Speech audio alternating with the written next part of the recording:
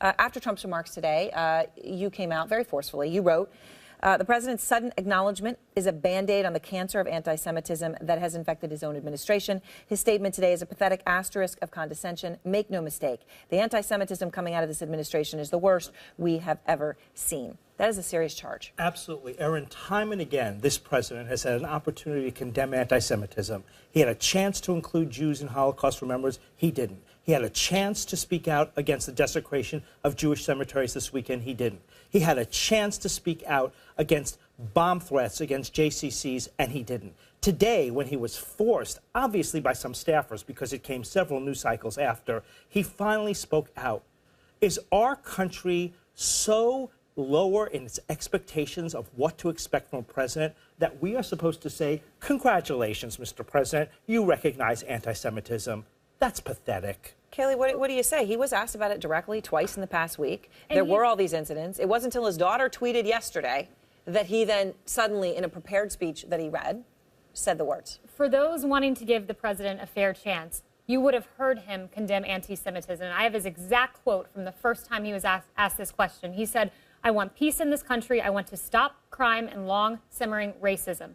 That sounds like a condemnation to me. But some people on the left are using the veil of anti-Semitism and the charge of anti-Semitism to further their own political causes. It's dangerous. I agree with Alan Dershowitz fully that we should not be loosely throwing this term around. And I've got to ask you straight on, so you think the president does not like Jews and is prejudiced against Jews? You think that about the president of the United States? You bet. And do you know why? Wow. And wow is right, Kayleigh. Do you know why? Does he hate his daughter? Does he hate his son? You know what, Kayleigh? I am tired of commentators like you from the right trotting out his daughter, trotting out his son-in-law as talking points against the president's anti-Semitism. They are Jewish, but that is not a talking point against anti-Semitism, and that is a disgrace. Let's dissect your statement. Have you no ethics than to invoke people's religion as a talking point? Let's make this a dialogue. That itself is anti-Semitic. Let's make this a dialogue instead of a monologue. Do you think the president dislikes his daughter? Okay. Answer the question. Answer, because you said he doesn't like Jews and his daughter's I'm under no obligation to answer a curveball question. Because you can't answer the question. Because it's a nonsensical question based on nothing. You know, when he's asked the question, he goes off for 20 seconds about his Electoral College victory. Then he mentions racism. Later on, he does say, as for the Jewish people, I have a daughter. Does that do it for you? Yes. Stopping crime and long simmering racism sounds like a condemnation. And Mr. Goldstein could not answer. Could not answer. No, you can't answer the question as to why the. You're right, because he talked about the Electoral College. Stephen, let me finish. Thank you, Kayleigh. There is a flaw in your logical reasoning. You told me the first thing you said is the president dislikes Jews. The second thing you said when I asked, does he dislike his daughter? You said, I don't have to answer that question. That's very nice. That's very nice for Breitbart News, but not for CNN. You are using fake news arguments. Shame on you. Because you just didn't watch what was on there. He responded about the Electoral College. Isn't it true, though, Kayleigh? I mean, putting aside just your immediate discussion here, but it is true that when someone is close to somebody, they can see them differently as they see others. They can see others as another, and they can see a person, well, you are this, but it doesn't matter.